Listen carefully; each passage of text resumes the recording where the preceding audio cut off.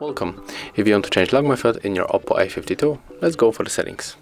Right now we have to scroll down and go for the fingerprint, face and the password.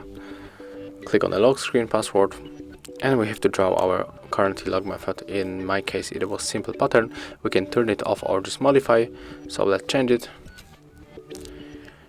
And right now we can select other encryption method. So for example we can change it for the 4-digit password. So input your password, click use and do it one more time. We don't want to add the fingerprint, just let's check if it's working when we tap on the home button. And right now we have to input our new log method. Thank you guys for watching. Leave thumbs ups, comments and subscribe to our channel.